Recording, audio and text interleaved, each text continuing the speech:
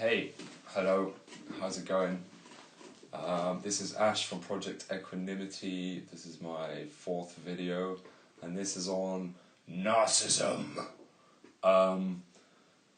So I've been through quite a few experiences with people with pronounced narcissistic traits, shall we say. It took me a long time to cross a threshold of healing where I wasn't suffering like 24/7 and going crazy and just feeling like shit, basically. And once I did that, I knew I needed to spread the word somehow, so I actually considered starting a channel purely dedicated to helping people who have been through narcissistic abuse. But there's so many people on YouTube that do it better than I could, and they're an amazing source of information. And I don't want my channel to be purely about that, because I don't want my life to be purely about that. That's just one element of human nature.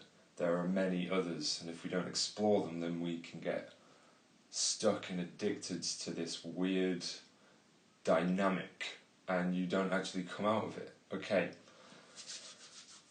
So, the general consensus, or the sort of belief, seems to be that, oh, that person's a narcissist, and you eventually get to a realization of, oh, I'm codependent, and that's it. We just label these people. They're narcissistic, I'm codependent. They fucked me over, I'm innocent. And it's not as black and white as that. You can't label someone as just one thing, because we all embody both narcissism and codependency. If you've read the book The Human Magnet Syndrome by Ross Rosenberg, he actually shows it as a scale from codependency to narcissistic. And also says, we both have both of these things. There are extremes on that spectrum, of course. If you are a psychopath, for example, you are an extreme narcissist. If you are a businessman who goes out and climbs the corporate ladder and sort of steps over people a bit, but it's in order to provide for your family, then that would be classed as a healthy amount of narcissism. If you go around, chopping people's heads off on a regular basis, that's not a healthy form of narcissism. But, so because I've been through this experience with an ex in a relationship, which completely fucked me over, by the way, but I'm deeply grateful for it, because it made me turn around and look at myself and my childhood and my upbringing and parenting and certain experiences in life, which led me to accept a relationship of that bullshit magnitude. And relationships since. I've not really been in a committed relationship since that one, and that was 5 years ago. But every little sort of fling I've had has echoed the same dynamic, the same traits. And it got to a point where I went, okay, this keeps happening, and it's really annoying, so I'm going to go away and look at what I'm doing to maybe attract that, or believe that, or allow that into my life. And I went away, and I did that for 1.5 years, and then I felt ready again for a relationship. I don't mean going looking for a relationship, because I think that's weird, because that instantly shows a lack of something in your life, that you're not whole without a relationship. But what I mean is, I felt I had a healthy relationship with myself, and that's it. And then I met someone and had a huge connection with them, and was like, oh, so yeah, I said I was ready like a month ago or something, and here this person is. I'm going to pursue that. And it turned pretty unhealthy pretty fast. So it's just weird.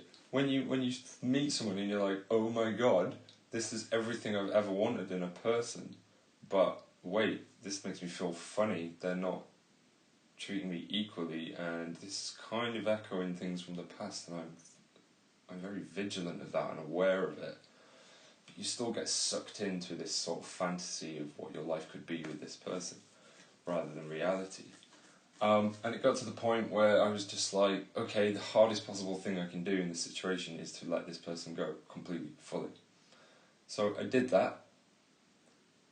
I wrote down, this is law of attraction, I did a focus wheel, I wrote down what I don't want. And it sort of embodied everything that had just happened. So then I wrote down what I do want. And the way a focus wheel works is you start with small statements and you write them in a spiral leading to your kind of ultimate desire. And it makes you feel good, it lifts your energy up, and you're then vibrating to this allowance, this receptive mode of everything that you want and believe about yourself in a highly positive and loving way towards yourself. So I did that. The next day, I met someone else. Like, instantly. And I wasn't really aware of it at the time. I was aware, but I wasn't doing anything. I didn't take any action. And every little thing I wrote on this page came true without me doing anything. I literally just turned up, and all these little statements this girl did. It was just insane. So that's one thing. The law of attraction absolutely works. Whether you think it's on a subconscious level and it's purely psychological and you do things to, to influence a situation. I don't know, but these things were very specific and they very specifically came true. And this girl was the opposite of the experience I just had. It was like everything I'd ever wanted. Like full-on affection and truth and honesty and openness and compassion and equality. And it was like, what, is this real? Really? I've just written this down and now it's coming to me? Okay. But, I'm very kind of in a heightened state of awareness as to what this is, so I'm just going to not dive in and just observe. And it got to the point where this girl was basically fighting for my love. Like, I want to be with you. Like, I understand your past, I understand what you've been through, I've been through it too, but we can work through this together, you know? And I got to a point where I was just like so confused, and I woke up and went, oh my god, what am I doing? I'm pushing this girl away when she's everything I've actually wanted and dreamed of, and I should embrace this. And it raised huge like trust issues in me and things like that, and I'm like, the only way I can do this to break this trust issue is to trust this person. So I did, and I told her. Guess what? Like that, everything changed. She backed off the communication, which was all day, every day, like Skyping for hours, sending each other photos, constant. Well, she was bombarding me, and I just kind of went, okay, if I'm going to be equal in this relationship, I'm going to give my love and affection as well. But the instant she got what she wanted, she didn't want it anymore. So she completely backed off, and this communication drops to like barely nothing, and then to ghosting. Oh, ghosting, isn't that a brilliant thing? It is actually. It's horrible when someone ghosts you, because you're like, what the fuck, dude? There's no need. Just communicate with me. Weren't we like in this together and sharing our vulnerabilities and giving empathy for these things? But when someone ghosts you, it shows their level of emotional maturity and how they would actually be in a real situation in the future, in a relationship dynamic. As soon as something happens, if they just drop off the face of the planet and they're not there, then how is that a balanced, equal relationship? It isn't. So, although it hurts and it's shit, it's valuable because you can see that this person is just not there or committed to their words. Actions speak louder than words. Words can be absolutely beautiful. They can touch your soul. when someone says something so beautiful to you and it resonates with what you believe, then you believe them. But unless they take the action, then they don't actually believe their own words. So how can you believe their own words? Anyway, let's get back to narcissism and codependency. Another experience I had was with someone, and obviously these are personal experiences, so I'm not talking about names, I don't want to give any information away about this. I'm just talking about my life experiences conceptually because they're interesting and I think other people may find value in there. Yeah, I know this person and she was this is not an intimate relationship, this is just a friendship, but super affectionate, super like, have this, I want you to be happy with this, like so attentive and respectful and communicative. But she was dealing with a situation in her own life from her past in which she'd been suffering from for ages since I've known her. That's probably why we connected and resonated. And then it got to a point where this person in her life turned back up and she just went straight back into the situation. And I'm like, what are you doing? And she couldn't see it at all. She's like, what do you mean? You've been very critical of me. And I'm like, yeah, but it's because I care about you and everything you're doing is going against everything you've been saying, and I'm building towards sort of healing and self-empowerment. And then she said something that really, really scared me. I can't say what it is, but it's it shows me a lack of empathy in this person. So this is what narcissism codependency comes down to, because we all have narcissistic traits. Some are higher than others. And we all have codependency traits. Some are higher than others. All narcissists are codependent. All codependents will have elements of narcissism. We fluctuate, but we generally are balanced within where we are. You might be here, you might be here, you might be here. So again, we can't label you're a narcissist, you're a codependent, because we're both. But the distinguishing, ultimate, huge, massive thing is empathy. Because if you cannot feel or even imagine feeling how someone else feels, then you lack empathy. And everything a person does is to protect themselves.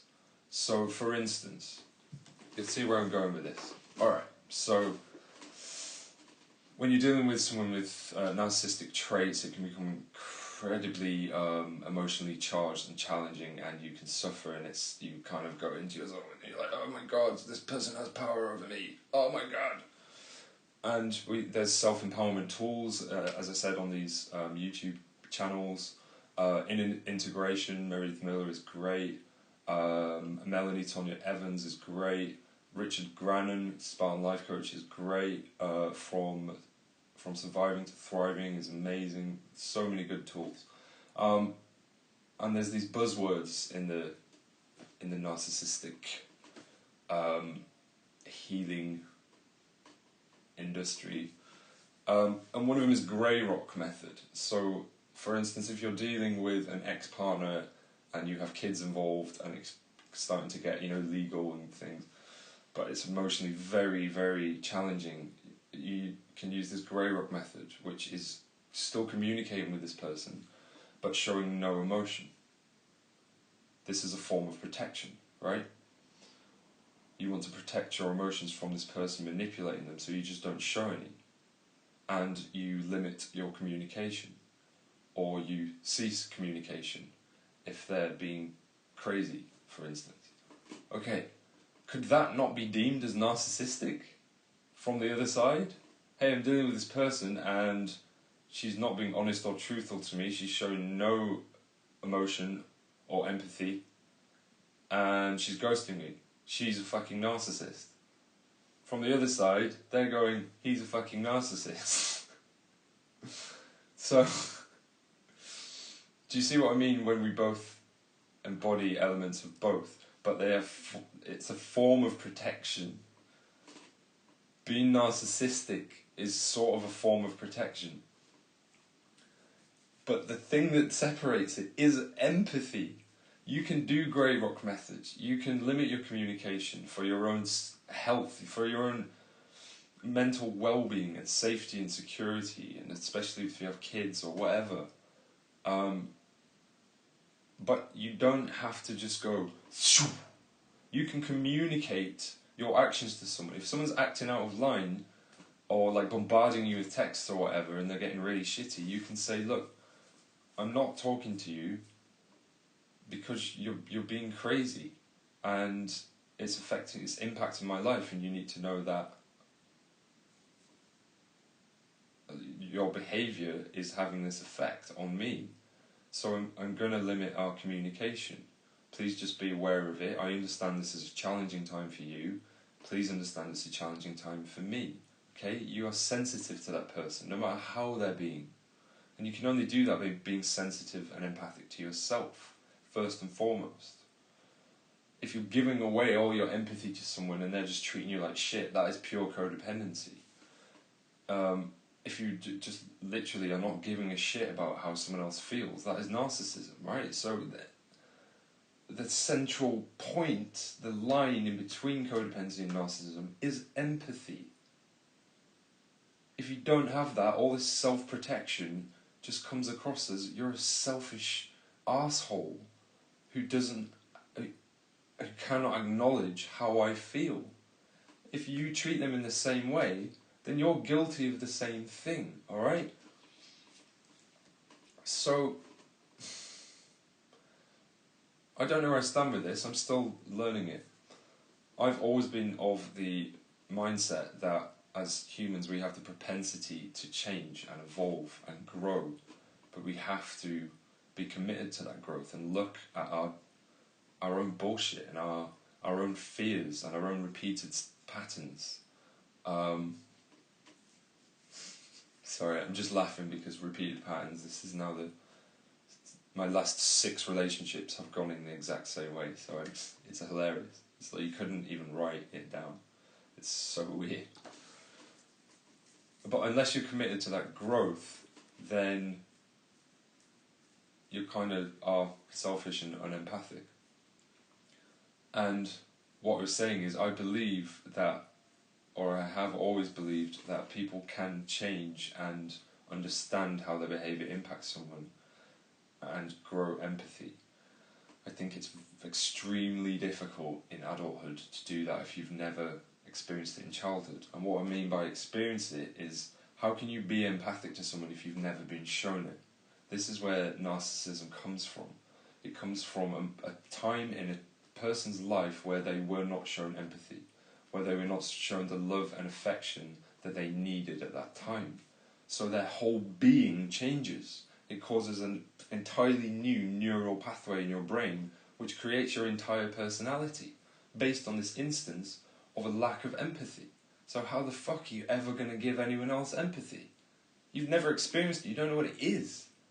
You can see it and observe it, and a lot of people with narcissistic traits can feign empathy because they see it. Sorry, that was my phone. They can, because it's the one thing that they actually lack. So, people can end up in careers which you would presume has a massive amount of empathy, like psychologists, psychiatrists, nurses, carers, teachers, because their one goal in life is to exude and have this outward expression to the world that they are empathic, when actually it's the one thing that they lack. Sorry, I'm just going to turn this phone off.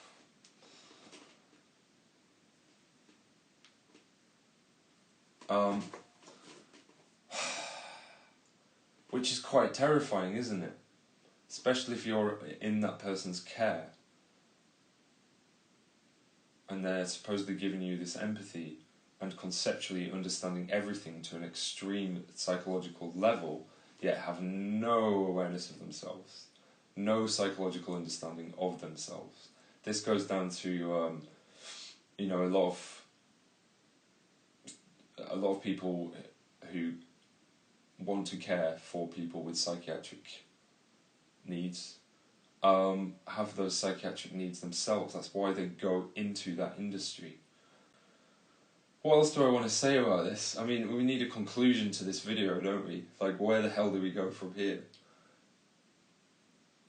To me, because this pattern keeps repeating in my own personal life, I'm committed to not repeating it. When you know what you don't want, you know what you do want, but you have to be specific. And if something comes into your, or someone comes into your life, and it doesn't match up to those specifications, then it's wrong. That's your decision-making tool. Rather than looking beyond what's in front of you towards this fantasy, look at exactly what is in front of you. You will be emitting that, and you will be attracting that. It's a vibrational match. So if you're worried about meeting a narcissist, you'll meet a bloody narcissist. Trust me, mate. And it's what it is. It's an important process to get in touch with your authentic self, who you are, in your mind, mentally, in your body, physically, and in your spiritual life, the spirit of who you are. So even if something looks good on the surface and starts off great, as soon as something happens that goes against that, this is a calling for you to make a decision on how you view yourself and what you will accept. You don't need to run a mile, because that's what a narcissist would do, isn't it? They would shut down, close off, and ghost you. You don't need to continue. You don't need to fight for it or try and change a person. You just need to communicate to this person with sensitivity and empathy. You can only communicate with a person like that and if you give yourself sensitivity and empathy. So,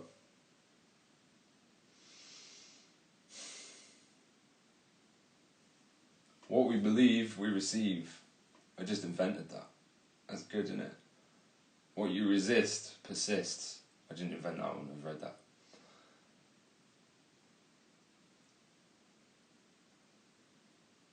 I think it's important to have, when you go through things like this, people who you can go to, who you trust implicitly, who have shown from day one equality in your relationships, love, compassion and empathy, understanding, communication. No weirdness, no mistreatment, just pure, I am your bro, whether you're male or female. These people are so important. Go to them. Speak your truth. They will see things in you that you maybe can't see, that you are maybe hiding from yourself, and they will give you loving, impartial advice because you with them, right? This is empathy. So, conclusion. What is the conclusion? I don't know, I'm still in this situation. But I'm detached from it now. Rather than... I am angry and I'm hurt and upset, but I'm using this energy to channel to make this video. I'm probably going to go for a run as well. And we'll see where it goes. But yeah, I really liked this person. Really liked her. And I didn't even consider... I actually turned her down when we met. And she persisted. And just gave me so much love and affection. I've said this earlier on in the video, didn't I? That I just could not ignore that. I also couldn't ignore where that is coming from. If someone is desperate to show you who they are and desperate to be with you. Even if their words are integral and beautiful, you have to question where that is coming from. It's coming from a lack. It's coming from, I'm not good enough without a relationship, and I'm going to use every single tool to my disposal, whether it's sexuality, sensuality, looks, words, to get what I want. That's scary. You have to know that. And then detach. Still be empathic towards this person, communicative, responsive. You don't need to bombard them with text, you don't need to run away, just be yourself. Look after yourself, love yourself. Sorry, someone's ringing the doorbell, I'm going to have to go. That's my advice, that's my conclusion. Love yourself, be empathic towards yourself. It is the key to human evolution, human relationships, and everything. Empathy, empathy, empathy. Namaste.